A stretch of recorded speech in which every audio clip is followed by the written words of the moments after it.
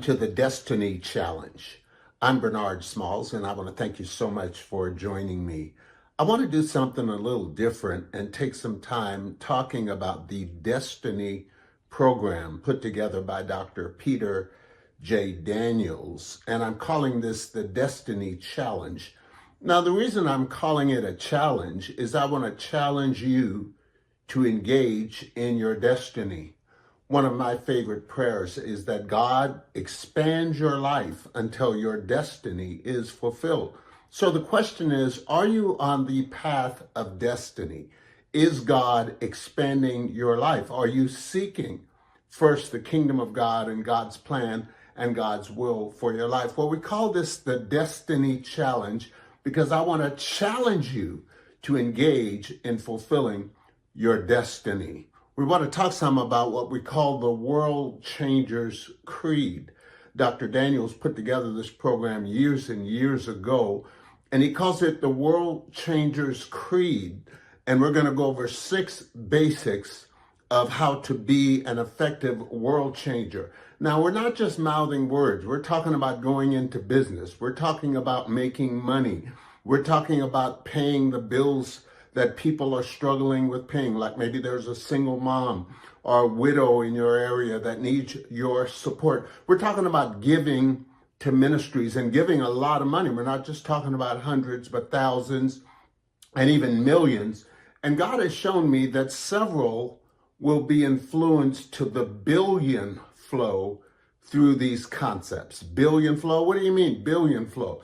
That means that some people are going to not just become millionaires, but billionaires. So I want to challenge you. And this is for people who want a challenge. A lot of people don't want a challenge. They just want to kick back and drink their coffee. Hello. And take their time and kind of scroll through and watch reruns of Sanford and Son and stuff like that. No. You're better than that. You're more than that. You have more in you. And I want to invite you to the Destiny Challenge. So what is the Destiny Challenge? It's me challenging you to live your dream.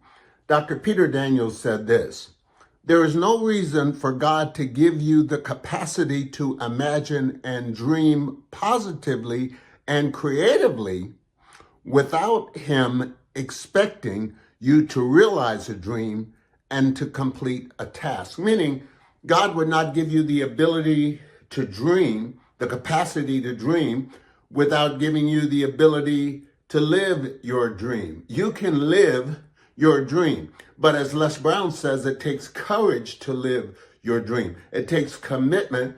It takes taking the challenge. Ecclesiastes 5, verse 3 is most interesting. Now, we're going to talk some about the biblical concept of dreaming, and then we're going to move through 6 areas of the Destiny program by way of introduction. And if you're interested in the Destiny program, go to my site, which is prevailingwordnow.com, and just click on the word Destiny, and it'll prompt you through. Ecclesiastes 5:3 from the Amplified Bible says this: for a dream comes with much busyness. Now stop right there. A dream comes with much busyness or business. And this could be business or busyness, because busy people are in business, and business keeps you busy. Get busy. Let's get busy. So a dream comes with much busyness and painful effort. Now notice that concept. Painful effort. Success is the willingness to bear pain, not to be a pain. A dream comes with much business and painful effort, and a fool's voice is known by many words. This is so descriptive, coming from the wisest man to ever live outside of Jesus, because Solomon is that man, and he wrote the book of Ecclesiastes. Now, so he's saying a dream comes by you being actively engaged, by you taking the challenge, by you getting involved, by you thinking, by praying, by reading, and by studying great men and women of the past, studying the Bible, studying the champions of faith. When you do this, a dream will come. Your dreams are often a result of busyness. Now, I also believe that you have dreams at night because of the busyness of the activity during the day. Do you notice that you often dream about at night what you were dealing with during the day? Although dreams can be weird, it's always something real odd happening in a dream because many dreams are supernatural dreams. But a dream comes through you being busy, and it comes to pass, I believe, through painful effort, as Ecclesiastes says. But a fool's voice. How do you know someone is a fool? Yap, yap, yap, yap, yap, yap, yap, yap, yap. All a fool does is talks. So we're not just talking about talk here. My dad used to always say, talk is cheap. That's a powerful saying when you think of it, talk is cheap. But we're talking about taking action. We're talking about dreaming big dreams. We're talking about taking the destiny challenge and living your dream. But remember, a fool's voice is known by many words. And what we're saying is that fools, all they do is talk about what they're going to do. They never do anything. If I run into you 5 years from now, are you going to be mouthing the same cliches, talking about what you're going to do, talking about your dream? Well, a fool's voice is known by many words, but dreamers are active people. Now I want to introduce to you the Destiny program without going into all of the details because it's hours and hours of training. And if you're interested in the Destiny program by Dr. Peter J. Daniels, I am one of his local distributors and an affiliate here with the World Center for Entrepreneurial Studies in the Atlanta area. And we can get you on the program. In fact, one of the best ways is just to go to my website, which is prevailingwordnow.com, and click on that word destiny. It'll take you there. So here's an outline and an overview of the program. But I know what some of you are going to do. Because you are cheap, you will try to get it all for free on YouTube. Okay, there is no free lunch. How many of you have heard the wisdom of the world? Well, there's a saying that there was a great king that sent his servant out to get the wisdom of the world. And the king said, go get the wisdom of the world and come back. And if you find it, I will dub you as a knight. I will crown you. So the guy goes out and comes back with volumes of books, of dictionaries. The king says, too much information. The guy goes out again, comes back with several scrolls, Dead Sea Scrolls, Alive Sea Scrolls, all kinds of scrolls from ancient wisdom. Came back to the king. The king said, too much information, TMI. The guy goes again and again and keeps coming back with all this information. And the king said, listen, I told you to find the wisdom of the world. It's simple. The guy said, well, I've looked everywhere and I've tried to gather the wisdom of the world. Let me go one more time, king. So he goes out and he gets real frustrated and he's sitting under a tree. As he's sitting there, an old wise man walked up to him and said, what's wrong, boy? You seem a little depressed. You say, sounds like this king was from the South. Okay, you seem a little depressed there. The guy said, yeah, I've been sent by the king to find the wisdom of the world. The old man pulls out a brown paper bag, tears a piece of it, pulls out a pencil and writes some words and gives it to the guy and says, here's the wisdom of the world. And it seems like the man just disappeared. Okay, the guy's so excited that he got the wisdom of the world, but he said, this is just a piece of paper. This can't be the wisdom of the world. But he pulls it out and looks at it. And here are the words. It said, there is no free lunch. The guy comes all the way back to the king of the South and says, by the way, this is just a parabolic story, but it's got wisdom in it, whether you're from the South, the North, the East, the West, the UK, Australia, wherever, the principles are the same. So the guy comes back with the paper saying, I have found the wisdom of the world. The king said, show it to me. He gives the king the piece of paper. The king reads, there is no free lunch. He said, I dub you knight, because you have found the wisdom of the world. So what is that corny story telling us? That there is no free lunch. You don't get something for nothing.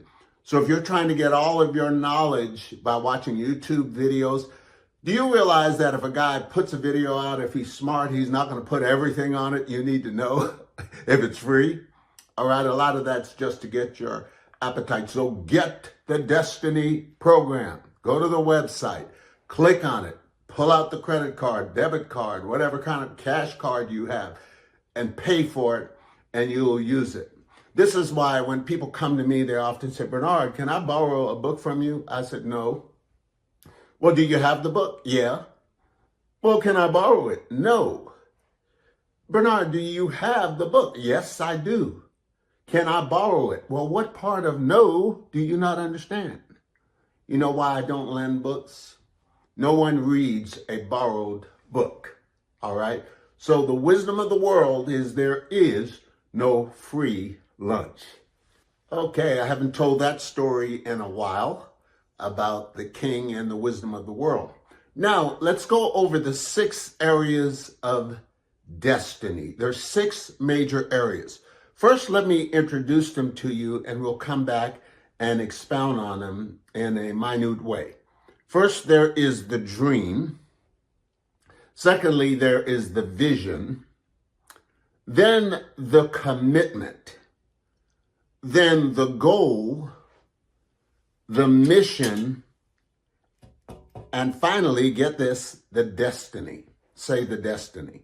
Now, if you will master these areas, you will find your destiny in life, and God will expand your life, and your destiny will be fulfilled. Now, I was dealing with someone recently, and they said something like, how can you guarantee that God's going to fill or fulfill someone's destiny? How can you guarantee? Well, folks, the guarantee is our faith. We are people of faith, and we believe. If you believe you can, you can. If you believe you can't, you can't. So God will expand your life and fulfill your destiny. But you must understand these basic areas. First of all, the dream. In Genesis 37, verse 10, Jacob asked of Joseph, his son, what is this dream that you have dreamed? The dream is the sense of grandeur towards life. Or the dream, you could say, is the big picture. Next, the vision. Job chapter 7, verse 14 is most interesting.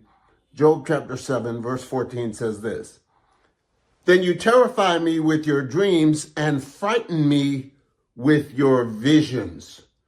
Job was overwhelmed by the revelations that felt more like, torment to him than enlightenment. You know, the dream and the vision of God can scare you. I like to say, if it doesn't, now I know God hasn't given us a spirit of fear. I understand that, word of faith, people. God hasn't given me a spirit of fear, but of power, of love, and of a sound mind, so I have no fear. But when God tells you to do something, sometimes it's with fear and trembling, as the Apostle Paul said. By the way, Paul didn't have the spirit of fear, but he said with fear and trembling, he was preaching the gospel. So when you take this thing seriously, it'll cause a sense of awe. So you have the dream, the sense of grandeur, and the vision, the sense of awe. The vision will shake you up. The vision is the depth, the capacity, and the measurable impact of a dream. Meaning, what can this dream do? Like this morning, I was thinking about my dream, and the Lord kept speaking to me about raising up billionaires, that several people would emerge to be billionaires out of this Destiny program. And I started thinking, billionaires, whew, that's a lot of money. And I'll tell you what, the dream terrified me a little bit. Now, not in a bad way, but you start saying, you better get your act together, man. We're going to be dealing with some serious stuff here. Next is the commitment. The commitment. And Ecclesiastes 5:3 brings out this. For a dream comes with much busyness and painful effort, but a fool's voice with many words. So painful effort means commitment. The commitment is the acceptance of pain as a cost toward a benefit, meaning you accept that pain is a part of the price. Peter Daniels says success is the willingness to bear pain. So when you're willing to bear pain, you're on your way to success, because pain is weakness escaping. We are talking about destiny and taking the destiny challenge, and we're going over the 6 major areas of the destiny program. Now let's talk about the goal. The goal. Philippians 3:14 is most interesting, where Paul said, I press toward the goal. And this is the dedication to think, to plan, to meditate, and to learn. You've got to commit yourself to being a lifelong learner. That's why many of you need to get the Destiny program and dive into it and become a student of it. I've gone through the program, Peter Daniels' Destiny program, at least 5 times. I'm just going over and over and over in it for the rest of my life. I told them recently in Australia, I'm dedicating the next 5 years to studying, teaching this program. I believe it's God. So you dedicate to think, everyone say think, to plan, say plan, to meditate, say meditate, and to learn. So you think, you plan, you meditate, you learn. Why? Isaiah 48:17 says, I am the Lord who teaches you, who what? Teaches you, who what? Teaches you, who what? Teaches you, because my people are destroyed for a lack of knowledge. So I am the Lord who teaches you to profit. How do you profit? By being taught, by learning. So you have to have the goal, the dedication to think, to plan, to meditate, to learn. Folks, some of you just need to go back to school. And that's why I'm presenting to you the Destiny Challenge. Isaiah 48:17 is very enlightening. I am the Lord who teaches you to profit. How do you profit? You profit by being taught. Meditate in this word day and night. Observe to do according to all that is written therein, for then you make your way prosperous, then you have good success. Deuteronomy 8:18 teaches that God gives us the power to get wealth. Now think of the word power. What is power? Power is the ability to act. Power is the capacity to act. And the capacity to act is limited by your knowledge. See, the problem with some of you is you just don't know enough. You've got to know the right things. Even Jesus said, you shall know the truth, and the truth shall make you free. So the goal. Now, next is the mission. And the mission is the purity, the forbearance, and the fearlessness of character.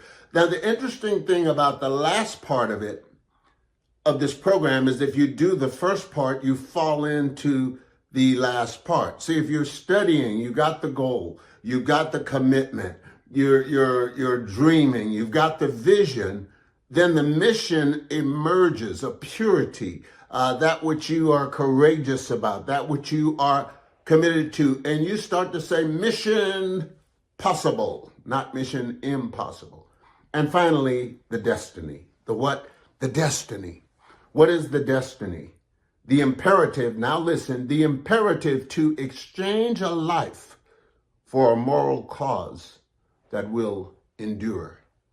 Now let's recap the 6 parts of the World Changers Creed, which is the outline of how to fulfill your destiny. First of all, the dream, the sense of grandeur towards life, then the vision, which is the depth, the capacity, and the measurable impact of the dream, meaning the dream is the big picture, the vision is what you're going to do, and it's measurable. It's the impact of the dream. And then the commitment, the acceptance of pain, and the willingness to bear pain, meaning the willingness to pay the price and go through what you must go through to get where you're going. And then the goal, the dedication to think, to plan, to meditate, and to learn. And then the mission, which is the purity, forbearance, and the fearlessness of character. and finally the destiny. Do you see how this unfolds? Now, what is the destiny? Well, first of all, it takes a lot of knowledge to get to your destiny. And you got to commit to the knowledge and commit to getting the knowledge and becoming what I like to call a student of the game. Now, I'm not saying this is a game, but one person wrote a book and a teaching series on the game of life and how to play it. So this guy was saying you got to see life as a game of thinking, planning, visioning, and so on. And I understand where he's coming from. I don't have a problem with that title. But a student of the game means you study what it takes to be successful. Like some of you are chomping at the bits to get this destiny program. You're saying, how do I get it? How much is it? And some of you, when you hear the price, you say, whoa, I'm going back to Georgia. Okay, you're like the song Back to Georgia by Gladys Knight and the Pips. Remember that one? L.A. proved too much for the man, too much for the man. He couldn't make it. And you say, you can't sing. I know I can't, but I have a little fun. You're taking that midnight train, leaving on the midnight train. The midnight train to Georgia. Well, if you listen to that song, it has a powerful message. It's kind of like a destiny song. The guy left Georgia and went to L.A. to make it. But L.A. proved too big, too much for the man. He couldn't make it. So the lyrics talks about him selling his old car and deciding to get on the midnight train to Georgia, leaving on the midnight train. That's the cheapest train, okay? And going back to find a better place in time. So it's like man's journey is depicted in many songs. And I like that song, Midnight Train to Georgia. That's just because you're in Georgia. No, you have a mission, the purity, the forbearance, the fearlessness of character. And even if you go to LA and things don't work out, you come back to Georgia and make it happen and make it big. The destiny is the imperative to exchange a life for a moral cause that will endure, meaning it's an imperative. I'm committed to this. Now, my destiny as a teacher is 1,000 destiny disciples. Some of you have heard me talk about I am 1,000. 1,000 keeps rising up in me. We're committed to training 1,000 destiny disciples that I believe will become millionaires. I keep seeing this vision of 1,000 millionaires. The big question for you is, are you one of them? Are you one of 1,000? Well, let's sum it up and wrap it up. I want to share with you something I read this morning when I woke up. It was on my heart, and it was from a guy I heard say years ago. We were working in a business, and this owner liked to bring the troops together, and he'd often have me and others speak to the group with motivational, inspiring quotes and so on. And one day he turned to this young African-American young black guy and said, "What do you have to close us out today?" Well, the guy shared the first line of a poem by Henry Wadsworth Longfellow from the poem, The Ladder of St. Augustine. And he shared this with me. And I said, yeah, this is one of my favorite poems or quotes. And here's the quote. "The heights of great men reached and kept were not attained by sudden flight, but they, while their companions slept, were toiling upward in the night." Well, this morning I woke up at about 4 o'clock and something said, "Get up out of bed." And I said, "Lord, it's early." And something said, "Get up out of bed." And I thought, it's night, it's dark. And the poem came to mind, "The heights of great men reached and kept." Are you a great man, Bernard? I want some great sleep. "But they were not attained by sudden flight, but they, while their companions slept,